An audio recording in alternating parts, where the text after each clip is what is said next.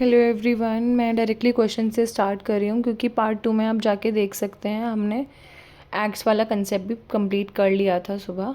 अब हम जो है क्वेश्चंस करेंगे सीधा, ठीक है। पहला क्वेश्चन है, read the following statements with reference to the Indian Councils Act 1861 and choose the correct option, ठीक है। अब यहाँ पे ये वाला क्वेश्चन हम कर रहे हैं।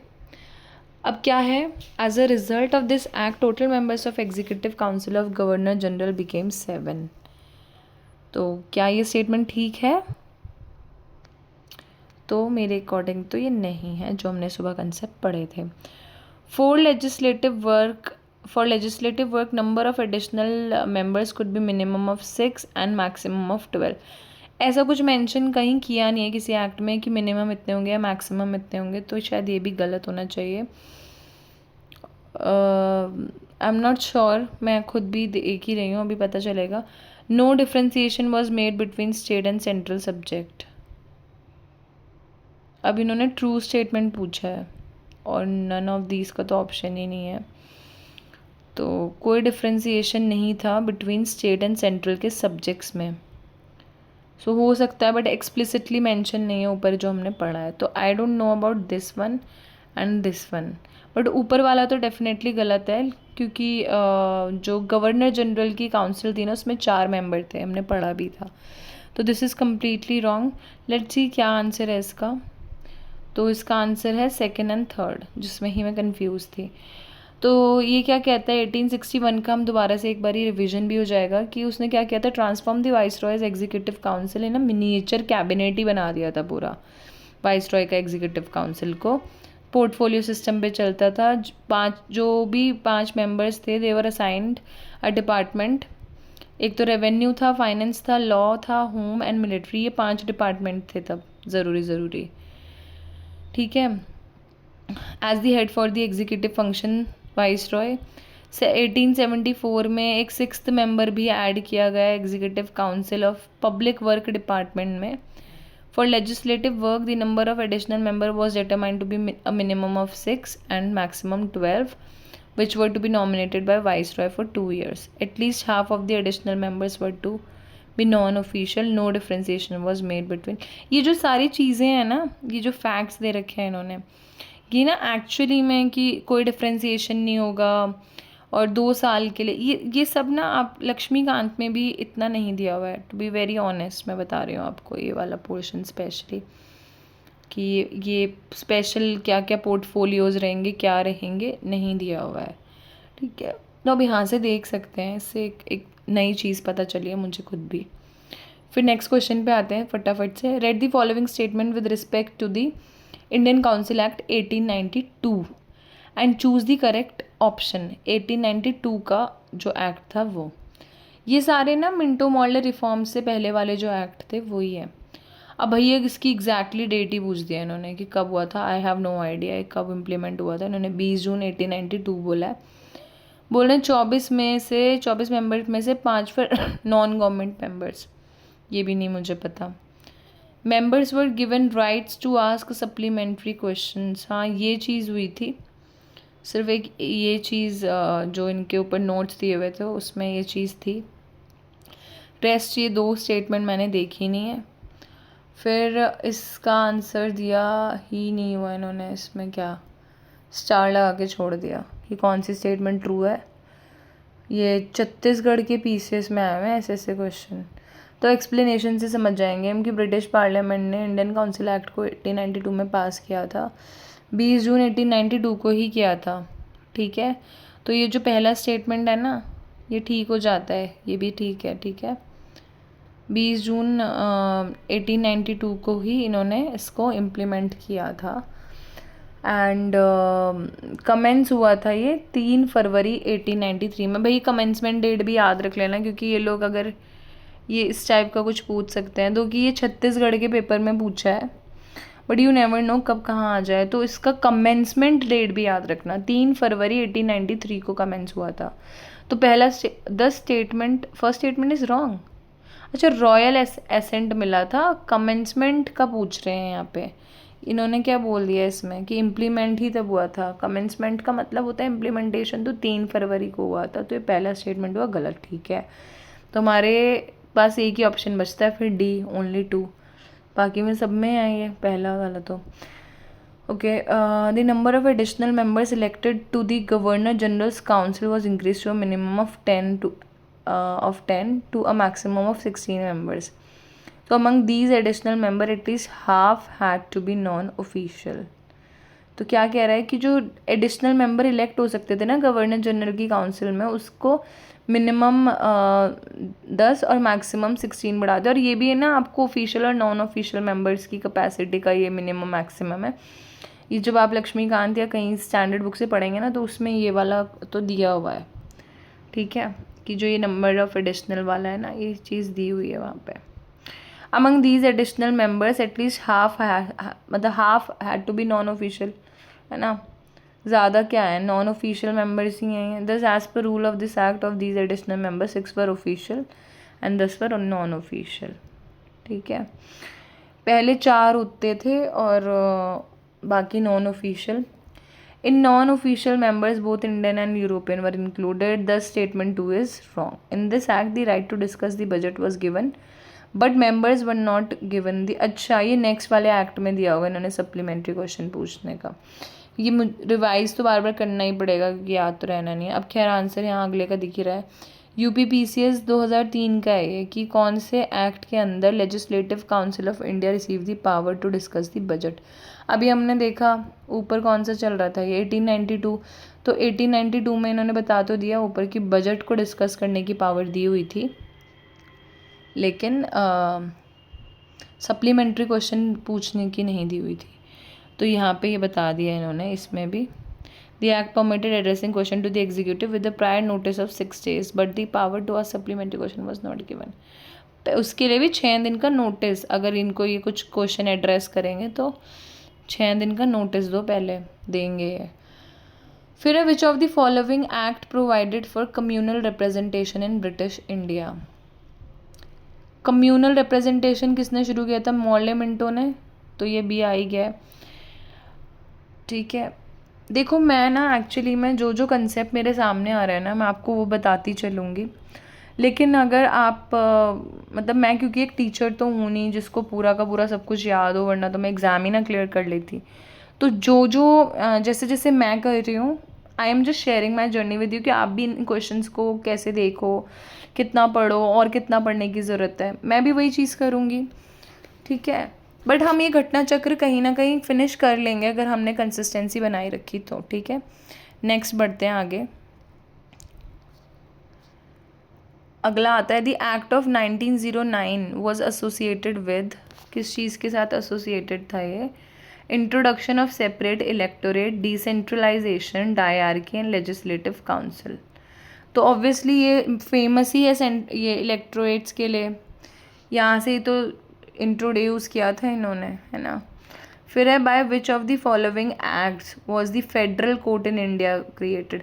अच्छा, ये फेडरल कोर्ट भी आया था, एक तो आया था शुरू में सुप्रीम कोर्ट, लेकिन एक फेडरल कोर्ट वाला भी आया था। तो इनमें से कोई एक्ट नहीं है जिसमें फेडरल कोर्ट आया था। मैं आपको फटाफट से उस पर रिविज़िट कराती हूँ जो फेडरल कोर्ट वाला ये था, जिससे कि ये रहा यहाँ पे है, ये हमारा एक्ट है गवर्नमेंट ऑफ इंडिया एक्ट 1935 के अंडर है ये, जहाँ पे फेडरल कोर्ट भी सेटअप हुई थी 1937 में, ठीक है। और जो इन्होंने यहाँ पे ऑप्शंस दिए हुए हैं ना कि किस में क्रिएट हुआ था, तो इसमें गवर्नमेंट ऑफ इंडिया एक्ट 1935 नहीं दिया हुआ, इसलिए नन ऑफ दी अबव होगा, ठीक है। और यहाँ पे थोड़ा और इन्होंने दिया हुआ है कि ये 1 अक्टूबर 1937 को इस्टेब्लिश हुआ था by the government of India Act 1935. Sir Maurice Geyer was its first chief justice. इनके चीफ जस्टिस कौन थे? अभी इसका ये नेमिंग्स ना यहाँ ज़रूरी हैं, यूपीएससी के एग्ज़ाम होता तो उसमें ये नहीं होता इतना एसेंशियल, बट इधर है। पहले भी अभी ऊपर जब हमने क्वेश्चन किए थे तो उन्होंने चीफ जस्टिस का नाम का गलत स्टेटमेंट दे दिया था, अगर हमें सही पता हो हम तभी तो गैस कर सकते हैं ना। अगला है दी federal court of India was establish in which of the follow, अभी तो हमने ऊपर बताया 1937 में इसका इस्टेब्लिशमेंट हुआ था, ठीक है। नेक्स्ट आते हैं under which of the following acts dyarchy was introduced at central level. तो सेंटर लेवल पे डायरकी वैसे इंट्रोड्यूस करने की सिर्फ बात की गई थी, हुआ नहीं था ऐसा, ठीक है। तो ये obviously government of India Act 1935 में ही प्रपोज किया गया था, लेकिन ये इम्प्लीमेंट नहीं हुआ था। यहाँ पे इन्होंने बताया भी है, साफ साफ लिखा है ये चीज़ कि बट वॉज नॉट इम्प्लीमेंटेड, बस प्रपोज किया था इन्होंने। प्रोविंसेस पे डायरकी हटाने का बोला था और इसमें इंट्रोड्यूस करने का बोला था, लेकिन ये नहीं वो किया गया, ठीक है। तो Government of India Act 1935 propose to set up an all India federation comprising British India provinces. ये सब एक्ट में पढ़ ही लोगे आप लोग, ऊपर वैसे हम पहली वीडियो में सब कवर कर चुके हैं, आप देख सकते हैं उसमें जाके सारा का सारा ये जो भी बता रखा है ना इन्होंने, इस सब का सब उसमें है, बट इन्होंने आप पॉइंटर्स में दिया हुआ है, यहाँ से भी पढ़ना चाहो ना तो ऐसे पॉइंटर्स में भी याद कर सकते हो, ठीक है। नेक्स्ट पे आते हैं, विच of the following act set up dyarchy system. फिर वही बात, फिर वही क्वेश्चन दोबारा से पूछा गया है। हमने अभी देखा गवर्नमेंट ऑफ इंडिया एक्ट 1935, ये हमने अभी अभी देखा है, सेम क्वेश्चन बस अलग पेपर में पूछा हुआ, ठीक है। फिर आते हैं हम which of the following are the principal features of the Government of India Act 1990। अब देखो 1909 का तो था मिंटो मॉर्ले रिफॉर्म्स, उसके बाद था मॉन्टेक चैम्सफोर्ड रिफॉर्म्स। तो यहाँ पे प्रिंसिपल फीचर्स बताने हैं हमको। Introduction of dyarchy in the executive government of the provinces, dyarchy का introduction in the executive government of the provinces, okay. And the introduction of separate electorate communal, नहीं ये तो पहले ही इंट्रोड्यूस हो गया था ना, यहाँ पे तो एक्सटेंड हुआ था। सो इंट्रोडक्शन तो नहीं होगा, तो ये हमारे दो ऑप्शन तो बी और डी तो पहले ही चले गए। अब हमारे पास बचा है ए और सी, देखते हैं। Devolution of legislative authority by the centre to the provinces, legislative authority by the centre, देखो ऐसी कोई बात की नहीं गई है, तो मेरे अकॉर्डिंग तो ए होना चाहिए इसका आंसर। सो इसका आंसर बट है सी। ऊपर तो की नहीं गई थी ऐसी, बट इसका मतलब जो भी होता होगा मे बी शायद मुझे समझ ना आया हो, बट ये आईएएस में ही पूछ सकते हैं भाई ऐसे क्वेश्चन जिनमें थोड़ा। The Government of India Act 1990 was passed by the British Parliament. The act embodied the reforms recommended in the report of the Secretary of State for India, Edwin Montego, and the Viceroy Lord Chelmsford. This act provided for the introduction of a dual government form of government in provinces. पहली statement तो ठीक ही है। The subjects of administration वो divide into two categories, ये भी हमें पता है जी। Reserve subject were kept under provincial governors and their executive council, while transfer subject were kept under ministers responsible to the provincial legislature. The distribution of powers between the center and provinces was done in the form of federal and provincial. पहले centre को federal structure ही, मतलब अभी भी बोलते हैं federalism तो है ही ना हमारी कंट्री में, तो फेडरल इसलिए वो सेंटर के लिए, ठीक है। As far as the question of a separate electorate system for Muslim, ये बता दिया। Government of India continue to this. ये ना मुझे अब भी दूसरा वाला जो स्टेटमेंट है ना, ये तीसरा, devolution of legislative authority by the centre to the state, ये पॉइंट ना टू बी वेरी ऑनेस्ट इसकी एक्सप्लेनेशन से भी मुझे समझ नहीं आ रहा कि रिजर्व सब्जेक्ट तो रखे प्रोविंशियल का, तो इन्होंने ये स्ट्रक्चर काइंड ऑफ इसको ही बोल रहे हैं ये, मतलब इसमें तो थोड़ा सा एनालिटिकल थिंकिंग लगाना पड़ रहा है। तो अगर आपको बहुत अच्छे से समझ आ गया हो तो आप मुझे भी समझाना कमेंट्स में, I would be really glad to hear the explanation. In the context of Indian history, next question पे हूँ मैं। The principle of dyarchy refers to, Indian history के कंटेक्स्ट में पूछ रहे हैं। Division of central legislature into two houses, introduction of double government, central and state government, having two set of rulers, one in London and another in Delhi, division of the subjects delegated to the provinces in two categories। देखो मेरे को नहीं पता answer वैसे DS का, लेकिन IAS के pre में पता नहीं, जो मैंने आईएएस वाला एनालिसिस किया था ना उसमें जेन्युइनली मैंने ऐसे टाइप के क्वेश्चन नहीं देखे। आई डोंट नो ये कहाँ से लेके आए हैं, but whatever. Indian history के कंटेक्स्ट में पूछ दिया इन्होंने कि principle of dyarchy refers to, तो ये आप याद रखना, division of the subjects, subject के डिवीजन के लिए डायआर्की वर्ड यूज़ कर रहे हैं, ये ना कि जो हम समझ रहे हैं पॉलिटिक्स की भाषा में उसका, ठीक है।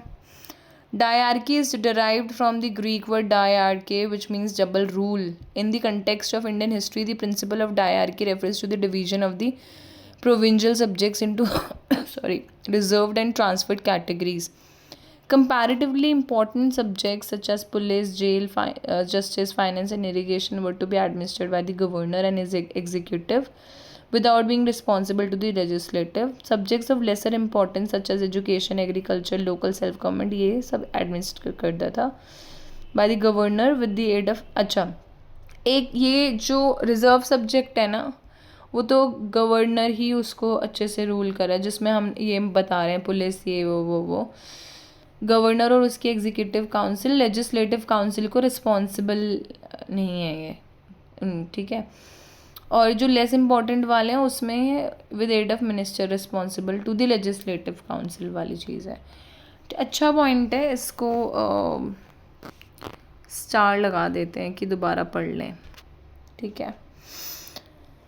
फिर आते हैं, in the Government of India Act 1919 the functions of provincial government were divided into reserved and transfer subjects.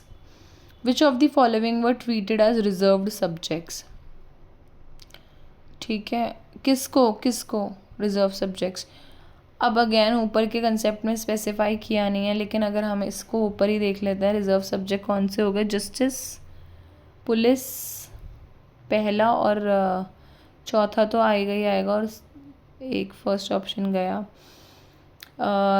बाकी लैंड रेवेन्यू, जो लैंड रेवेन्यू है वो आई डोंट नो, इरिगेशन और एग्रीकल्चर, ये दोनों मतलब लोकल सेल्फ गवर्नेंस तो ऑब्वियसली नहीं है ना, तो ये तो है ही नहीं, सेकंड वाला तो नहीं है, तो थर्ड ऑप्शन तो सी है आंसर, क्योंकि सेकंड वाला सब उसमें ही नहीं है।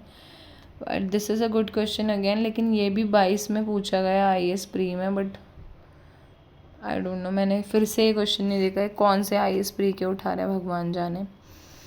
आंसर इसका सी ही है। ये हम ऐसा भी मेथड लगा सकते हैं एलिमिनेशन का, ठीक है, क्वेश्चंस को सॉल्व करने के लिए। अगर आपको 2-3 स्टेटमेंट्स भी कॉन्फिडेंटली आती है तो यू कैन एलिमिनेट, बट फिर भी मतलब आपको पता तो होना ही चाहिए, बिकॉज अभी हम एनालिसिस ही कर रहे हैं, तो हमको रट्टा तो नहीं मारना, अभी हमें समझनी है चीज़ें कि किस हिसाब से क्वेश्चंस बन रहे हैं, ठीक है। अब यहाँ पे इन्होंने बता दिया है कि the provincial government subjects were separated into 2 division, reserve subject under the transferred list were local self government, sub public work, health and sanitation, industrial research and education. Reserved में judicial, administration, press, land revenue, forest, water, labor dispute settlement, agriculture loan, जो भी important चीज़ें हमें लगती हैं ना अपने आसपास, सब रिजर्व किया था इन्होंने, ठीक है। नेक्स्ट आते हैं, which act establish the dyarchy system in the provinces. भैया बहुत बार ये हम डिस्कस कर चुके हैं अभी ऊपर भी, सो इसको डिस्कस करने की फर्दर ज़रूरत है नहीं। सो नेक्स्ट पे चलते हैं, the Indian legislature was made by cameral for the first time. ये दोबारा से रिपीटेड क्वेश्चन है, अभी देखा हमने ये 1919 जब डायआर्की आया है ना प्रोविंसेस में, तभी बाय कैमरलिज्म आया था सेंटर पे, ठीक है। तो इसलिए हम ये एक्ट ऐसे ही क्वेश्चन करके याद हो जाए आधे एक्ट तो। फिर आता है, विच of the following act introduce, दोबारा से वही, ठीक है, इसमें कोई दोबारा से हमें टाइम नहीं वेस्ट करना। नेक्स्ट पे आते हैं, consider the following statement, the Montagu Chelmsford reforms of 1990 recommended granting voting rights to all. नहीं भाई, ऐसी कोई बात नहीं होती कि 21 साल से ये वाली बात होगी, ठीक है, मेरे अकॉर्डिंग तो मैंने तो नहीं पढ़ा है। The Government of India Act of 1935 gave women reserved seats in legislature. Women को रिजर्वेशन, नॉट श्योर, ऐसा कुछ था, मे बी शायद रिजर्वेशन तो नहीं दिया था, इलेक्टोरल वाली वो चीज़ तो वो दी थी, बट रिजर्वेशन की तो कोई बात नहीं मैंने देखी कहीं, तो आई थिंक डी होना चाहिए इसका, मेरे अकॉर्डिंग जब आता ही नहीं है मेरे को तो, बट है बी इसका सेकंड, ठीक है। देखो अब कहीं से हिडन इन्फॉर्मेशन मुझे मिल जाती है कि 1918 में जब ब्रिटेन को क्या मिला, लिमिटेड सफरेज ग्रांटेड। अच्छा, इन्होंने क्या किया, लिमिटेड सफरेज ग्रांट किया वुमेन प्रॉपर्टी होल्डर्स को। The law did not apply to British citizens in other parts of the empire. Despite the All India Women deputation led by Sarojini Naidu to Edwin Samuel Montague, the then Secretary of the State for India, women demand were ignored in the Montagu। भाई women की demand को ignore कर दिया, लेकिन फिर भी दिखा रहे हैं कि जी हमने उनको लिमिटेड सफरेज ग्रांट किया है। दो women were not granted voting rights not the right to stand in election, but फिर भी रिजर्वेशन दिखाने का ड्रामा किया इन्होंने। ओके लेकिन if women could vote limited, वही जिनके पास उनके नाम पे प्रॉपर्टी है बस वही कर सकती हैं। With reference to Indian civil services which of the following statements are correct, the Government of India Act 1919 provided for a separate, नहीं यार इससे पहले ही आ चुका था ये तो, 1919 में थोड़ी आया है ये। प्रोवाइडेड फॉर सेपरेट, अच्छा Indian civil service, okay India वाला, हाँ इंडिया वाला 1919 में आया है। लेकिन जो ओपन सिविल सर्विसेज वाला जो है वो ऑलरेडी जो मैक्यूले के बारे में हमने पढ़ा था ना, जो लॉ मेंबर ऐड हुआ था उसने कर दिया था ऑलरेडी वो चीज़। In the Indian civil service in 1941 the percentage of Indians was more as compare to the Europeans. ये भी ठीक ही है क्योंकि दोनों स्टेटमेंट्स सही बता रहा है ये। फॉलोइंग लॉर्ड मैक्यूलेज रिपोर्ट, जैसे कि मैंने मैक्यूले का जिक्र किया था अभी, report of the select committee of the British parliament, the concept of merit based civil services in India was introduce in 1854। 1854 वाला जो था उसमें, for this purpose the civil services commission was set up in London and competitive examination started in 1855 in London itself. Government of India Act 1919 provided for a separate examination for the, ये Indian civils के लिए, लेकिन पहले ही आ गया था, ठीक है। वैसे जो भी उस टाइम पर अगर कोई लंदन जाके दे सकता था तो वही दे पाता था, तो इसलिए इंडिया में हेल्ड करने की बात की गई थी जो भी इसमें आगे बढ़ना चाहते थे उनके लिए, ठीक है। नेक्स्ट पे आते हैं। Okay so next question is with reference to, ये तो हम देख चुके हैं, सिविल सर्विसेज वाला देख लिया था हमने। By which of the following acts the system of chamber of princes with 120 members was created. Chamber of princess, भाई मुझे नहीं पता, ये यूपी पीसीएस पूछ चुका है और अलग ही कुछ पूछा है क्योंकि इतना डिटेल में तो नहीं दिया होता एक्ट्स में भी। तो यहाँ पे हम एक्सप्लेनेशन देखते हैं, इसका आंसर है 1919 के एक्ट के थ्रू ये हुआ था। According to the act of 1919 the system of chamber of princes with 120, ये इसके हिसाब से बनाया गया था इस एक्ट के। और chamber of princess was establish by king emperor George, ठीक है, इसका नाम याद रखेंगे, George, versus proclamation on 20 versus नहीं है कुछ और है ये, on 23 December 1919 after the Government of India Act 1990, अच्छा, वॉज गिवन रॉयल एसेंट, तो तब ये फॉर्म हो गया था, ठीक है। 120 मेंबर्स थे इसमें। Royal chamber, the chamber was form to provide a forum in which the rulers of the princely state of India could voice, princely state के जो रूलर्स थे इंडिया के वो could voice their needs and aspiration to the colonial government, वही वो तो करेंगे ही ना, है ना, क्योंकि उनको थोड़ी चाहिए कि छिन जाए उनसे सब। फिर आते हैं इस पे, हु अमंग द फॉलोइंग, अच्छा ये इन्होंने क्या सीक्वेंस दे दिया है, 18th के बाद सीधा ना, ये अब ये 9th क्वेश्चन कहीं से इन्होंने डाल दिया है, पता नहीं क्या किया हुआ है। Anyways, who among the following were the members of drafting committee of the constitution, कौन कौन था ड्राफ्टिंग कमेटी, क्योंकि वहाँ पे बहुत सारी कमिटीज़ थी तो ये एक याद होना चाहिए हमको, यूपी पीसीएस के प्री में पूछा जा चुका है। तो ड्राफ्टिंग कमेटी के जो मेंबर्स थे वो थे एन गोपाल स्वामी एंड अलादी कृष्ण स्वामी अय्यर। यहाँ पे ना आई थिंक कुछ डिसकंटिन्यूएशन है क्योंकि ये एक्सप्लेनेशन भी अब देखने को कह रहा है, तो इस डिसकंटिन्यूएशन को देखना पड़ेगा इन्होंने क्या किया हुआ है यहाँ पे, कौन से 9, 10, 11, 12, 13 क्वेश्चन डाल दिए, इसका फर्स्ट सेकंड कहाँ पे है, यहाँ पे। आई थिंक यहाँ पे ये जो एक्सप्लेनेशन है ना ये तो सोर्सेज बता दिए इन्होंने, यहाँ पे सोर्सेज के बेसिस पे क्वेश्चन पूछा हुआ है, ठीक है। और सोर्सेज के बाद फिर है ये सोर्सेज पे इतने क्वेश्चंस हैं, देख रहे हैं आप, सोर्सेज पे भी काफ़ी क्वेश्चंस हैं। फिर नेशनल सिंबल्स पे इसका कंसेप्ट भी होगा कहीं ना कहीं, ये इसमें मिस हो गया है। मैं इस चीज़ को ना अभी के लिए स्किप कर रही हूँ, इसको हम बुक से कवर करेंगे, ठीक है। ये वाला जो पोर्शन है इसका कंसेप्ट पक्का दिया होगा, and then we will cover it from the book, ठीक है, जब मेरी बुक आ जाएगी। उसके अलावा हम बाद में कंटिन्यू करते हैं, अभी 11:15 हो रहे हैं and I really need to sleep, दोबारा ऑफिस एंड ऑल है।